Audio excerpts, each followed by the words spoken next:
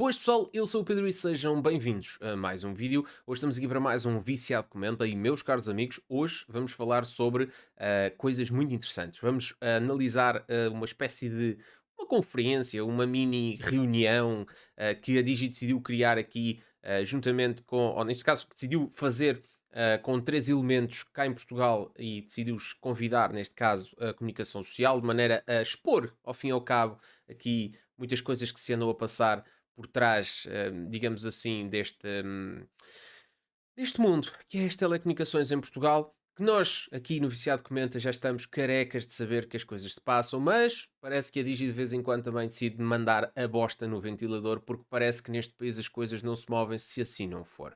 Antes de mais nada, meus amigos, aquilo que também não se move é o número de likes sozinho e, portanto, eu vou-vos pedir que vocês deixem o vosso like desde já aqui no vídeo. Porquê? Porque ajuda imenso ao YouTube compreender que vocês gostaram e quanto mais pessoas gostaram, mais o algoritmo vai partilhar este vídeo. A segunda coisa, se gostas deste tipo de conteúdos, subscreve o canal, estamos quase a chegar aos 4.000 subscritores e também, caso queiras, podes-te tornar um membro por apenas 99 cêntimos, carregas no botãozinho do aderir e tornas-te um membro e tens acesso aos conteúdos que eu lanço para o YouTube de uma forma prioritária. Portanto, sempre e quando eu os meto no YouTube, tu tens automaticamente acesso e não tens que estar a aguardar pelo dia em que ele vai a público, ok? Meus amigos, qual é o tópico de hoje? Começamos logo com a bomba. Atentem a isto. Digi acusa Metro de Lisboa de não deixar colocar duas caixas do tamanho de duas folhas A4 em cada estação. Pois é. Portanto, estamos assim. Vamos começar. Bom, a Digi Portugal organizou um pequeno almoço esta terça-feira com jornalistas dos principais meios de comunicação em Portugal.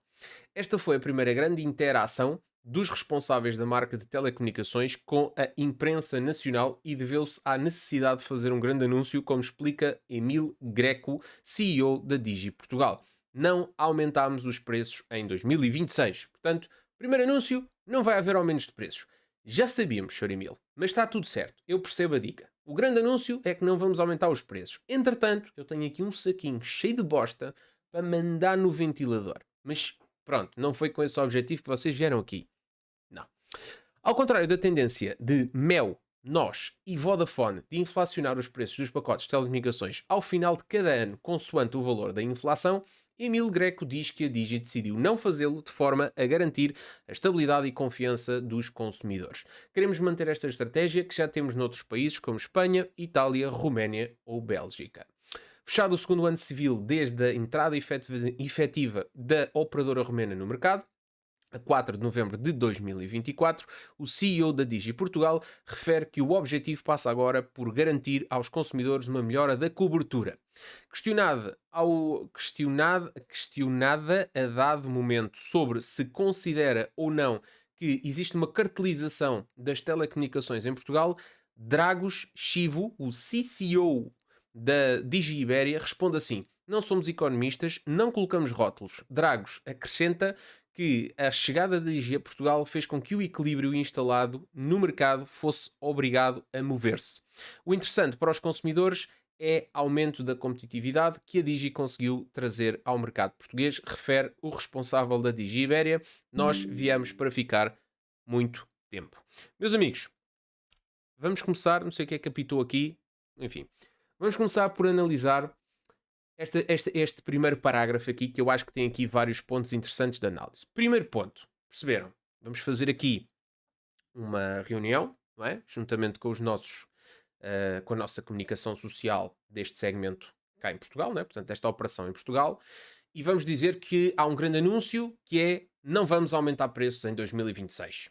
Ok? Portanto, este aqui vai ser a chave para abrirmos a porta a estes senhores. Eles vêm aqui dizer algo que eles já sabem. Portanto, isto aqui é só, para mim, na minha opinião, algo só para não ficar tão mal na lista dos afazeres desta reunião. Segundo ponto.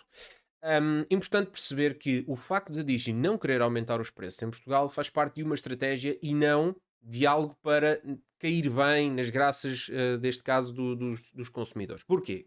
Pensem comigo. Imaginem que a Digi agora dizia assim: bom, este ano, como é o primeiro que nós estamos aqui em Portugal, nós não vamos fazer aumentos de preços, mas não descartamos aumentos de preços no ano seguinte, ok? A malta já ficava um bocado de pé atrás. Assim sendo, diz: não, olhem para aquilo que nós já fazemos em outros 4 países, um deles, neste caso a Roménia, que é o nosso país de origem, e verifiquem o que é que nós fazemos lá. Nós não temos aumentado preços. Portanto, se assim é, isto faz parte da nossa estratégia, como podem ver. Ou seja, vão ganhar aqui um bocado mais de confiança, porque é uma empresa nova, é uma empresa que o consumidor português não conhece, e portanto podem-se escudar um bocadinho também, utilizar um bocadinho o seu backup com as outras operadoras. Neste caso com as suas outras subsidiárias. Assim é que é. Depois, outro ponto que eu acho que também é interessante. Aqui este senhor Dragos Chivo, que faz parte da Digi Ibéria, a sair daquela luta da lama que nós sabemos que nunca, normalmente não acrescenta grande coisa, mas que está muito no mainstream daqui da análise das telecomunicações, que é a questão da cartelização, do cartel, daquelas três, do não sei quê. Uma coisa, pensem lá comigo, eles afastam-se desta ideia. Okay? Eles estão simplesmente a dizer assim: bom, meus caros, pá, não, olha, nós não somos economistas, nós não vamos entrar nessa luta de palavras, pá, esqueçam isso. E na minha opinião, bem, porque uma coisa sou eu, és tu, que estamos aqui a falar sobre este assunto, sem grandes responsabilidades neste ponto das telecomunicações, não temos que lidar com nenhuma empresa em concreto, a não ser com aquela que nós temos relação comercial a título privado, e portanto ao fim e ao cabo, é indiferente o que é que nós dizemos aqui. Agora, se a Digi começa a dizer, não, pois sim senhor, quando a Digi diz isto de forma oficial, não é? Não, claramente, sim, aqueles senhores, não, aquilo é um cartel autêntico, aquilo está mais que visto, a cartelização, os interesses instalados, aqui. Começam a falar assim. Neste momento a Digi ainda está muito dependente destes três. Ou seja, também não convém picar tanta onça, porque ainda há ainda, digamos assim, ainda há algumas circunstâncias em que as empresas com os principais interesses, vamos dizer assim, ainda têm a faca e o queijo na mão.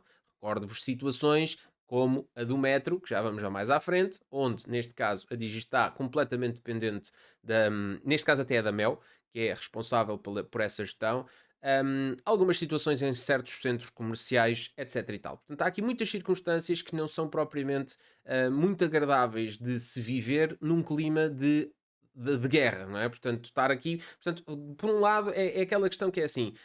Eles sabem disso, nós sabemos disso, toda a gente sabe disso, mas eles não precisam de estar a criar agora mais atritos com essas empresas. Depois, a última coisa que eu acho que é interessante deste primeiro parágrafo é que, de facto, apesar de dizer isto, eles dizem claramente de uma forma bonita que a Digi entrou aqui para arrebentar com os interesses instalados neste mercado, dizendo: bom, nós entramos aqui em Portugal e conseguimos fazer com que o equilíbrio no mercado se movesse um pouco. Opa, incrível, meu, incrível. O vosso discurso polido é muito melhor que o meu. Eu não teria essa capacidade, ok? Avançando. História das folhas A4. Bom, Valentim Popovício, reparem, sobre o Valentim Popovício está convidadíssimo para vir aqui ao Viciado Comenta, não é? Portanto, o homem já é o vício, não é? Popovício, espetacular. Portanto, se alguém tiver o contacto sobre o Valentim Popovício, vamos fazer aqui uma entrevista porreira. Chefe de estratégia e operações da Digi, começa por explicar que no metro do Porto a Digi construiu a sua própria infraestrutura e que está a tentar fazer o mesmo no metro de Lisboa, mas o processo continua praticamente parado e em fase de negociações. A maneira como temos sido tratados pelas autoridades não tem sido a melhor. Vocês atentem no que é que está aqui em causa. Nós temos uma operadora que tem toda a legitimidade de estar no mercado, a dizer claramente que não têm sido tratados de forma correta pelas autoridades. E isto diz um bocadinho sobre Portugal. Discutimos há mais de 2 anos com as autoridades do metro de Lisboa, mas dizem que não temos autorização para colocar o nosso próprio sistema e que tínhamos de utilizar o sistema dos outros operadores. Interrompe Emil Greco. O CEO diz que já explanaram a situação aos seus concorrentes e que a resposta foi que a Digi não se podia juntar ao sistema já existente e que teria de ser construída uma nova infraestrutura. Meus amigos, a barraca está armada, meus amigos. A barraca. Então reparem numa coisa. Então, o metro de... Reparem que nós não sabíamos disto.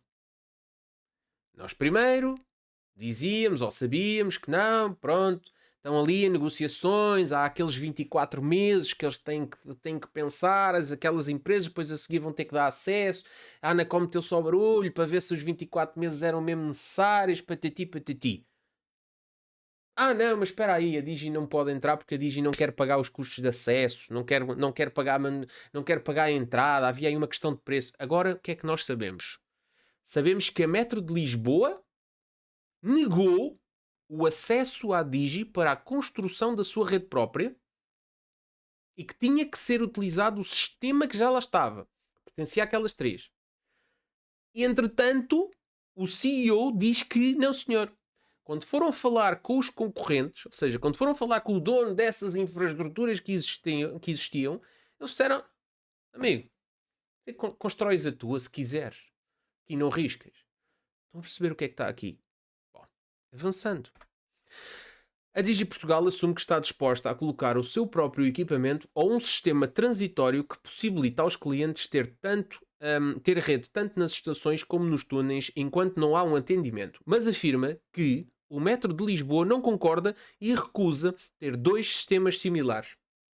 Não os deixaram colocar uma solução temporária que eram duas caixas do tamanho de duas folhas A4 em cada estação, afirma o CEO da Digi Portugal, acrescentando que, além deste sistema transitório, só seria necessária uma cedência de energia do metro similar à necessária para acender uma lâmpada, para que houvesse rede a Digi nas estações e túneis. Dissemos à autoridade do metro que isto é inaceitável, não podemos estar mais um ano sem rede no metro de Lisboa, critica Emil Greco, lembrando que ter mais do que um sistema faz com que exista redundância, o que é positivo em prol da resiliência de qualquer infraestrutura tecnológica. Este é um dos objetivos principais para 26, resolver este problema, afirma o CEO da Digi. No entendimento da empresa romena, este bloqueio à expansão da cobertura das telecomunicações é ilegal face à legislação europeia, mas a Digi não vai avançar com qualquer tipo de processo social porque demoraria anos a ser decidido. Meus amigos do céu, a barraca que vai para aqui. Então vamos lá ver uma coisa. Epá, Meus amigos, não sei o que é que vos hei dizer. Portanto, a Metro de Lisboa, eu devo estar a viver na Matrix, só pode. A Metro de Lisboa diz à Digi que tem que utilizar a infraestrutura que existe. Entretanto, a Digi vai falar com os donos dessa infraestrutura que lhes dizem: não, senhor, não vais usar a nossa infraestrutura. Se queres, constróis a tua. A Digi diz: olha, amigos, não nos deixa utilizar aquela infraestrutura. Vamos ter que fazer a nossa. Mas, enquanto a gente não se desemmerda com este imbróglio aqui, está bem? Seu metro, só porque existem pessoas diariamente que têm acesso, milhares de pessoas com o nosso serviço, certo? Estamos na capital do país, certo? Milhares de pessoas com o nosso serviço que precisam ter acesso. Enquanto andamos aqui nestas desemmerdices todas, já agora, pá, podem-nos fazer o favor de pelo menos podermos colocar aqui um sistema transitório que são duas folhas A4 e que consomem a energia de uma lâmpada. Não, não é possível. Porque nós não queremos dois serviços a fazer a mesma coisa. Isto cabe na cabeça de alguém, amigos? Cabe na cabeça de algum de vocês este tipo de resposta? Não estamos a dizer. Então quer dizer, no Porto, eles conseguiram fazer uma infraestrutura completamente nova à parte, sem nada a ver com as outras, e aqui em Lisboa, os chicos espertos da Tuga daqui de baixo dizem que não. Que não queremos resiliência. Então quer dizer, vamos até do ponto vamos ignorar o facto de ser a Digi e de nós sabermos o que é que está aqui por trás. Eu só não sei é porque é que a Metro de Lisboa se está a meter nesta conversa. Certo? Eu só não sei. Portanto, eu não compreendo esta dificuldade adicional. Porque, sim senhor, vamos imaginar, não vamos entrar aqui nesta questão que é assim, vamos dizer assim, não, a Metro de Lisboa está a utilizar questões que têm que ver com a infraestrutura em si, segurança da infraestrutura, por exemplo, ou está a utilizar alguma questão logística, whatever, e portanto não quer aqui outra rede. Portanto, vocês, pá, não há espaço, ou não queremos, não temos interesse, whatever, queremos isto desta maneira. Ok, epá, vamos arranjar uma solução para isto. Agora, entendam também a nossa parte. Nós temos aqui milhares de clientes, milhares de utilizadores que não têm a rede aqui. Eu forneço telemóvel em 2026, não estamos forçosamente em 1985. Não faz sentido eu ter uma zona onde as pessoas não têm cobertura. Bom, vamos colocar aqui um pequeno sistema que nos permita resolve esta questão enquanto nós andamos aqui nesta ala portuguesa, não é? Esta conversazinha da treta. Negado. Eu não compreendo, ok? Eu não compreendo. E pronto, e depois lá está. A própria Digi já sabe que não vale a pena entrar nestas questões de tribunal. Porquê? Porque a partir do momento em que entrar nas questões de tribunal, estas empresas vão fazer fim-capé. Vão dizer, meus amigos, mas vamos lá resolver o assunto. Não, só diz, não. Está em tribunal, vamos aguardar as instâncias a responderem a isto. Não é? Porque até alguma decisão transitada em julgar a nosso desfavor, nós entretanto vamos recorrer até ao Tribunal dos Direitos do Raico Parta. E depois só aí, daqui a uma década, quando sair mesmo essa decisão, então pronto, a gente depois dá acesso porque somos obrigados. Percebem? A Digisa sabe, não é? A Digi sabe como é que funciona Portugal também. E não só, não é? A Europa, infelizmente, a nível de processo é uma coisa ridícula. Portanto, eu digo-vos uma coisa, isto é uma autêntica bandalheira, aquilo que se passa neste país. Uma bandalheira autêntica. E quanto mais se vai sabendo desta questão do metro de Lisboa, mais nojo dá. Porque ao fim e ao cabo é assim, por parte das três operadoras, eu já espero tudo. Estão desesperadíssimos, ok? Eles estão em pânico com aquilo que está a acontecer, certo? Portanto, eu digo, é a questão concorrencial, a concorrência agressiva, eu espero tudo. Agora, não compreendo a posição de três entidades. Uma, a autoridade responsável pela regulação do setor, a Anacom, que está a deixar esta situação arrastar e eu não entendo porquê. Mas nós fomos ver, mas... Efeitos práticos de o ver. Segundo, a autoridade da concorrência está em causa o livre acesso a uma infraestrutura crítica, certo? Portanto, nós temos diariamente milhares de pessoas, certamente, sem serviços de telecomunicações no metro, porque simplesmente alguém apetece dizer que, não senhor, aqui não há concorrência, e eu não tenho maneira de ultrapassar isto porque a entidade responsável pela infraestrutura também não me permite fazer a minha redundância, ou seja, não me permite fazer aqui nada para eu me resolver, ok? Ou seja, por um lado tenho o dono desta infraestrutura que não me deixa fazer. Por outro lado, tenho os meus concorrentes que logicamente vão fazer tudo para me prejudicar. Portanto, onde é que fica a questão da concorrência e onde é que fica a entidade da concorrência aqui? E em terceiro lugar, o dono da infraestrutura. Por que carga de água é que o metro de Lisboa se está a enfiar neste caldinho? Não entendo os interesses instalados. Não consigo entender. Okay? Ou aparece aqui alguém que me venha explicar, ou a própria Metro que venha fazer aqui uma contrarresposta a isso e que me traga questões práticas que me justifiquem o motivo pelo qual, estruturalmente, logisticamente, ou por uma coisa qualquer que sabe Deus o que é, diga, não é possível, pelo menos enquanto estes senhores se entendem, permitir aqui estas duas caixas do tamanho de uma folha A4 que consomem a eletricidade de uma lâmpada. Ficamos à espera. Avançando. Digi Portugal já é um empregador considerável. A Digi estima que no final de 26 a sua rede tenha um tamanho em tudo equiparada à dos principais concorrentes, realçando que até ao momento tem 4.600 antenas transmissoras de rede 4G, sendo que 2.600 já têm cobertura para 5G. Para o ano está prevista a implementação de mais 500 postos transmissores. Interessante. Valentim Popovício destaca que, no total, a Digi já conta em Portugal com mais de 1.500 funcionários, 2 lojas físicas, uma na Amadora e uma no Porto, e 55 stands de venda espalhados por todo o país. O chefe de estratégia e operações da Digi realça que a operadora romena é hoje um empregador considerável a nível nacional. Com certeza, 1.500 funcionários é sempre relevante. Não estamos aqui pelos títulos da empresa, mas para o futuro. Da imprensa, peço desculpa, mas para o futuro. Gostava de repetir que não vamos aumentar preços, afirmou depois. Interessante. Quanto a números de clientes, os dados mais recentes são o último trimestre de 25, em que a operadora romena registava 813 mil serviços ativos, 443 mil telemóveis, 150 mil clientes com fibra óptica, dos quais 128 mil também tinham serviço de TV contratualizado. Em termos de volume de investimento já feito em Portugal, lucros ou gastos, os representantes optaram por não revelar qualquer dado. Não avanço com o número porque não é importante para os consumidores, importante é manter a qualidade do serviço, justifica Emil Greco. E termina aqui. Bom, relativamente a esta questão ser um empregador considerável, com certeza que o é. Não são todas as empresas que têm 1500 funcionários e Portugal assim o agradece. E neste caso, termos um tecido empresarial mais forte e ao mesmo tempo termos também aqui uma contribuição nesse sentido para reduzir as taxas de desemprego em Portugal.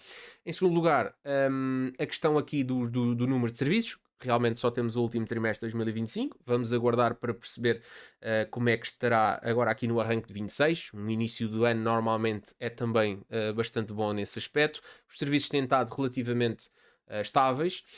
Portanto, temos aqui valores de já perto de meio milhão de números de telemóvel ativos. Estamos a 57 mil, 150 mil clientes de fibra e 128 com TV. Aqui é que é importante que estes números aumentem, porque, como vocês sabem, o principal do lucro vai advir deste serviço, ou destes dois serviços, ok? A questão móvel é uma questão que, apesar de crescer muito em escala, não tem a rentabilidade de os outros serviços. De resto, não revelam aqui mais investimentos, também não creio que seja muito relevante, apesar de que continuamos a compreender que vão existir investimentos relevantes. Primeiro, investimento em mais 500 antenas transmissoras, que é sempre algo relativamente interessante, tendo em conta o universo de 4500, já não é mau. E depois temos aqui também a questão da continuidade da expansão, portanto, da rede fibra, que também irá custar o seu dinheiro, e portanto estaremos cá para 2026, irmos analisando aqui esta questão.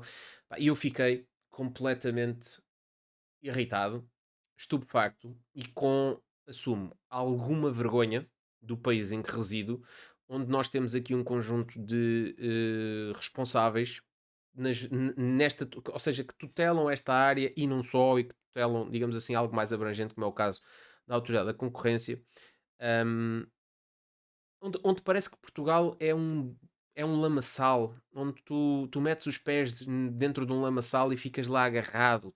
Mas ninguém te diz que tu não consegues andar dentro de um lamaçal. Mas custa, não é? Parece que ficas preso naquele barro, naquela lama. Nunca vamos crescer muito se continuarmos com este tipo. Aliás, nós nunca vamos crescer, ponto. Mas este tipo de atitudes, nós precisamos, nós jovens, aproveitar que estamos aqui a falar com um público maioritariamente mais jovem e temos aqui pessoas também mais velhas, nós jovens precisamos mesmo de olhar para estas questões com outros olhos. Nós precisamos de uma nova geração com outros pensamentos, com outras capacidades de encarar, principalmente a economia, porque de facto os interesses instalados e nada tem que ver o cartel das telecoms, não sei o quê, ignorem isso. Isto agora é aqui parece um sermão de fim de vídeo, mas é mesmo verdade. Nós hoje em dia temos aqui, nós temos no nosso país sentados em todo o lado pessoas que já estão há tempo demais a aquecer certos lugares, pessoas que têm mentalidades que já não se adequam com aquilo que é uma Europa moderna, que se quer ágil, que se quer competitiva, que se quer inovadora e que se quer com capacidade de enfrentar as maiores economias do mundo nessas diversas áreas. E as telecoms são uma delas. E, portanto, nós andarmos aqui, em vez de estarmos a discutir, sei lá, no futuro, já, o 6G, estarmos a pensar em melhorar aquilo que temos, não. Estamos a pensar em como é que vamos conseguir calcar um novo concorrente para não conseguir aceder e criar aqui um imbróglio e ver o que é que vamos fazer. Pá, é uma autêntica palhaçada, a qual eu tenho vergonha de ter algum tipo de associação, porque lá está. Passa-se no meu país e, muito sinceramente, vou ficar sentadinho, mas bem sentado, porque provavelmente terei que esperar algum tempo. Eu acho que este tipo de acusação não vai ser tomada de ânimo leve, nem por parte das outras operadoras, nem por parte da Metro de Lisboa, que terá que vir imediatamente a público justificar o motivo pelo qual não permite este sistema de redundância e que, ao fim e ao cabo, temos uma empresa que é pública, que está a proibir cidadãos deste país de ter um serviço numa infraestrutura que é ela pública, não é? Portanto, terá que haver uma justificação. Eu vou acreditar que essa justificação existe e que vai ser dada no menor curto espaço de tempo possível. Meus amigos, este vídeo termina assim, mas é o que é. Digam nos comentários o que é que vocês acham e vemos no próximo Viciado Comenta.